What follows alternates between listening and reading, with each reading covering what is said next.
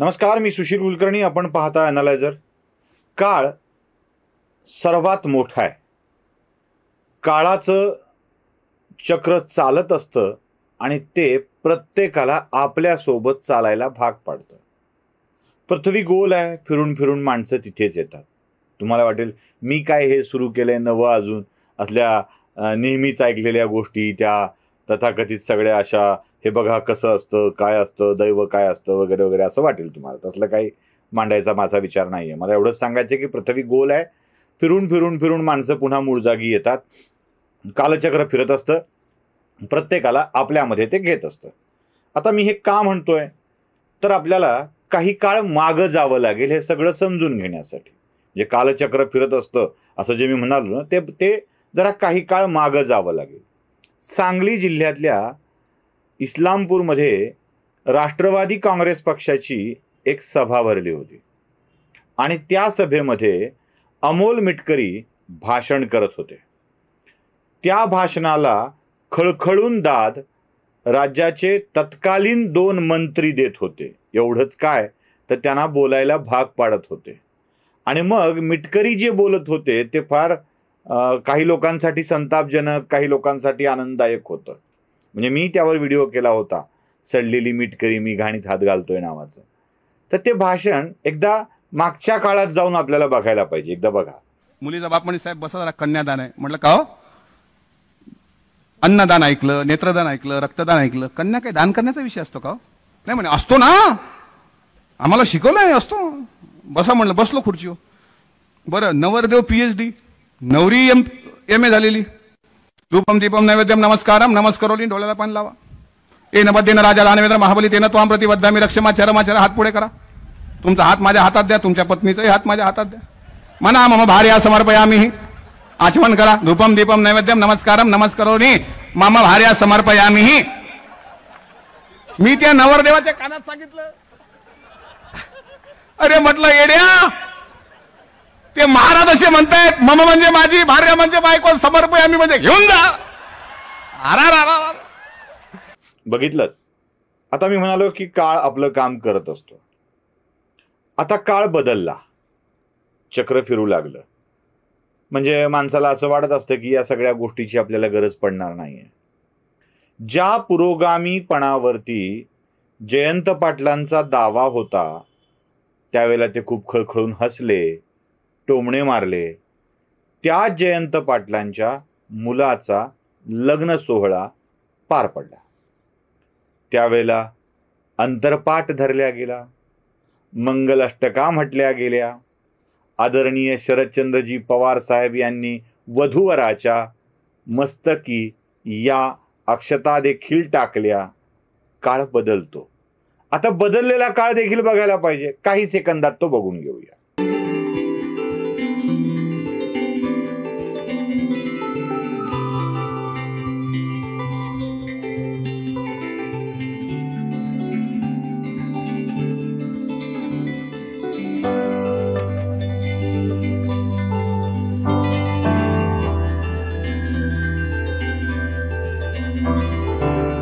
बघितलात, कळलं.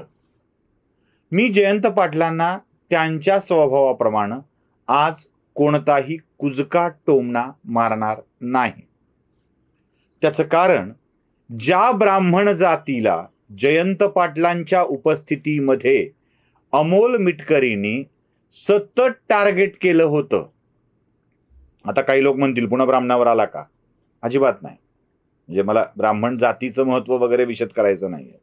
ज्या ब्राह्मण जातीला अमोल मिटकरी यांनी जयंत पाटलांच्या डोळ्या देखत किंवा त्यांच्या चिथावणीनं टार्गेट करून नको नको ते बोललं होतं, ते ब्राह्मण आता जयंत पाटील यांचे पाहुणे झाले आहेत, व्याही झाले आहेत, सुनबाई झाल्या आहेत.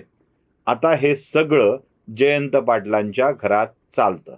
म्हणून जयंत पाटलांचं मनपूर्वक अभिनंदन मला करायचं आहे. मनपूर्वक अभिनंदन. मनामध्ये जातीविषयी असलेला द्वेष जयंत पाटलांच्या पुढच्या पिढीनं घालवून टाकला आणि या सगळ्या जातीपातीच्या चौकटी मोडून टाकल्या, याविषयी त्यांचं मला मनपूर्वक अभिनंदन करायचं.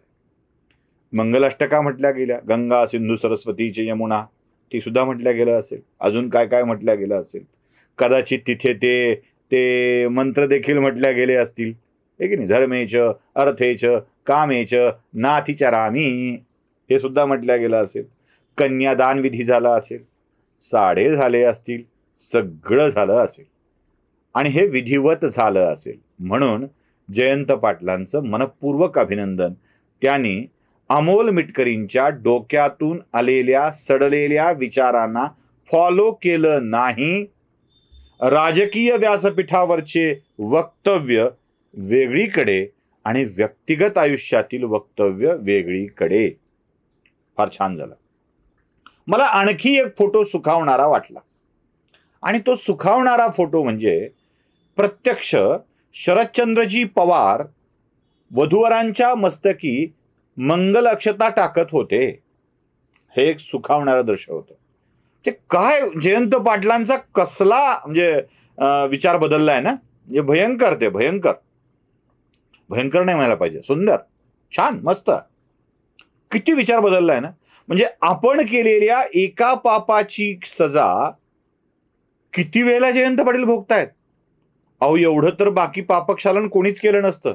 अगदी पहिल्यांदा त्यांनी याच प्रकरणामध्ये माफी मागून टाकली होती, मिटकरींच्या प्रकरणामध्ये. आठवतंय तुम्हाला? ऐका ती माफी. मी महाराष्ट्रामध्ये सर्व ठिकाणी फिरताना ब्राह्मण समाजाने नेहमीच आम्हाला सहकार्य केलेलं आहे. अनेक ठिकाणी गेल्यावर ब्राह्मण समाजाने आमचं स्वागतही केलेलं आहे. त्यामुळे ब्राह्मण समाजाला दुखावण्याचा कोणताही हेतू त्या सभेचा नव्हता. पण वक्तव्यामुळं अमोल मिटकरींच्या जर कुणाच्या ब्राह्मण समाजाच्या भावना दुखावल्या असतील तर मला वाटतं की आमची ती भूमिकाच नव्हती. त्यामुळं त्या बाबतीत मलाही खेद वाटतोय. अशा पद्धतीचं कोणतंही स्टेटमेंट होणं योग्य नव्हतं. पटलं ना तुम्हाला? म्हणजे जयंत पाटलांच्या मानसिकतेमध्ये बदल व्हायला तिथूनच सुरुवात झाली होती. म्हणजे पहिला झटका राजकीय होता, दुसरा झटका कौटुंबिक होता. म्हणजे हे सगळं स्वीकारावं लागणार आहे, आता पुढे जावं लागतं. आणि याचं पापक्षालन म्हणजे ज्या अमोल मिटकरींनी या धर्माची, धार्मिक विधीची बदनामी केली, ते सगळे विधी जयंत पाटलांनी आपल्या मुलाच्या लग्नात केले. एवढंच नाही तर या सगळ्या विचारांची गंगा जिथून उगम पावते, शिवजीच्या मस्तकातून ती गंगा उगम पावली होती म्हणे. इथे या अमोल मिटकरीच्या वक्तव्यातल्या विचाराची गंगा नाही, विकाराची नाली जिथून उगम पावते, त्या मस्तकाला हजर ठेवलं. त्यांच्या हाताने मंगल अक्षता टाकल्या. आणि हे सगळ्यात मोठं पापक्षालन आहे म्हणावं लागेल. म्हणून मी सुरुवातीला म्हटलं, मला जयंत पाटलांना आज कोणतंही नाव ठेवायचं नाही. आता तर पाटील पाहुणे झाले. म्हणजे तिकडच्या निवडणुकीत मेवण्याचे पाहुणे पडले होते. आता या वेळेला किमान ती स्थिती येणार नाही आहे. म्हणजे आता राजकारणात नाहीत ना हे नवीन पाहुणे, त्यामुळे ती स्थिती येणार नाही आहे. नव्या पिढीच्या निमित्ताने जयंत पाटलांनी हिंदू धर्माच्या परंपरांना माझ्या घरात मी पाळतो हे सांगून मिटकरींचे विचार हे राष्ट्रवादी काँग्रेसच्या व्यासपीठापुरतेच मर्यादित आहेत हे सिद्ध केलं. आणि सगळ्यात मोठी गोष्ट म्हणजे आपल्या काकांच्या उपस्थितीमध्ये हे सिद्ध केलं. काकांच्या म्हणजे शरद पवार काकांच्या, त्यांच्या उपस्थितीमध्ये हे सिद्ध केलं.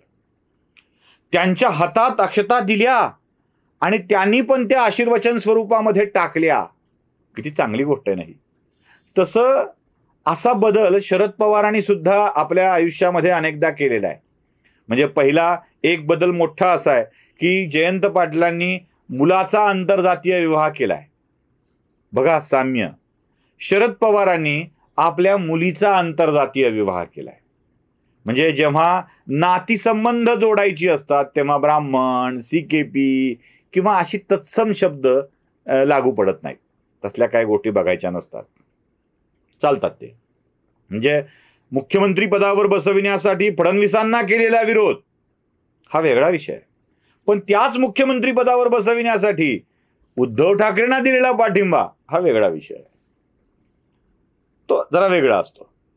ते जरा कौटुंबिक नातं असतं. बाळासाहेबांशी असलेलं कौटुंबिक नातं असतं. सुळे परिवाराशी जोडलेलं नातं हे कौटुंबिक नातं असतं. त्यामुळे व्यासपीठावरचे विकार वेगळीकडे आणि व्यक्तिगत आयुष्यातील विचार वेगळीकडे हा शरद पवारांनी घालून दिलेला मंत्र, मार्ग, मंत्र नाही म्हणायला पाहिजे ना, मंत्राशी द्रोह आहे. भलेही पोरीच्या लग्नात मंत्र म्हटले गेले चालतं, पण त्याच्याशी द्रोह तो म्हणायला नाही पाहिजे. मग भलेही मंदिरात जाताना गरज नाही जाण्याची, पूजा करण्याची गरज नाही असं म्हणताना सुप्रिया सुळे महादेवाच्या मंदिरात जाऊन मस्त पूजा करत असतील, भलेही पवार परिवाराच्या वतीनं 1-2 मंदिराचा जीर्णोद्धार होणार असेल, भलेही त्यांच्या घराची वास्तुशांती रितसर मार्गाने होणार असेल, भलेही त्यांच्या घरात हवनादी कार्य होणार असतील, पण व्यासपीठावर वेगळं, घरात वेगळं. पण घरात तरी ही हिंदू संस्कृती ही माणसं पाळतात याचा आनंद आमच्या मनामध्ये आहे. म्हणूनच आज जयंत पाटलांचा अगदी मुक्तकंठानं अभिनंदन मी करतोय.